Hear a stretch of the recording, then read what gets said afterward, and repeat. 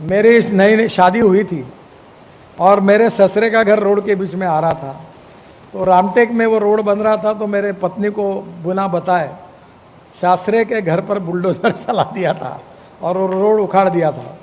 तो अभी मुझे अधिकारी बता रहे थे कि आपका भी भाभी जी का कहीं शायद यही घर है, तो रोड बनाने के समय प्रॉब्लम आया था और आपने उनको कहा कि आपको जगह तोड़नी होगी, आपको खाली करना होगा। यही नेताओं ने करना चाहिए, अतिक्रमण को बचाने का पाप नहीं करना चाहिए। ये फिर राव कैसे संभाला सर? बुलडोजर चला वो तो बाद में बताइएगा, घर में कैसे संभाला फिर?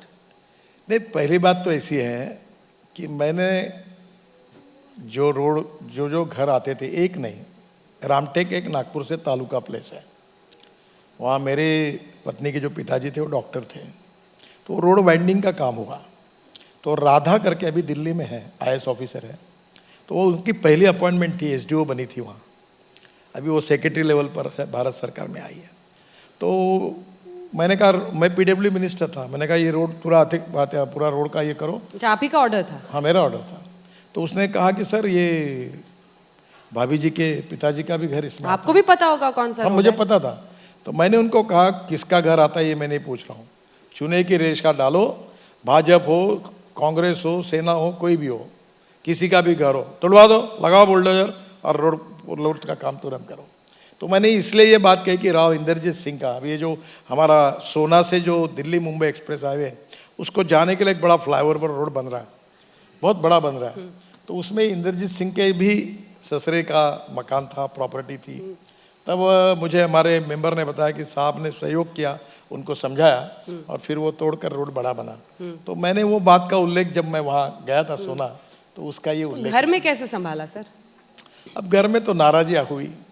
उसने मुझे कहा कि आपको तोड़ना ही था तो हमें बताना था, हम पहले ही गिरा देते, बिना बताया आपने बुलडोजर बेच के क्यों तोड़वाया? तो नाराज तो। अगला वीडियो।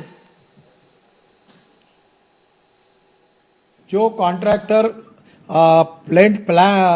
प्लांटेशन नहीं करते उसको E-टैग कराइए, उसका ड्रोन से शूटिंग कराइए, उसका रिकॉर्ड मेंटेन करिए और कोई कॉन्ट्रैक्टर को एक पैसा मत दीजिए, उसके सब बिल रोक दीजिए। ये कॉन्ट्रैक्टर आपको नीचे लेवल पे मैनेज करते हैं और अधूरे काम डाल के भागते हैं, मैं इनको छोड़ूंगा नहीं। क्वालिटी के बारे में कोई कॉम्प्रोमाइज सहन नहीं किया, हम कुर्बा नहीं करते, कोई माल पानी किसी से लेते नहीं। क्वालिटी के बारे में खबरदार अगर कोई बात मेरे ध्यान में आती है तो मैं अधिकारियों को भी उसकी सजा भुगतनी पड़ेगी और कॉन्ट्रैक्टर को भी पड़ेगी, ये भी बात ध्यान रखें।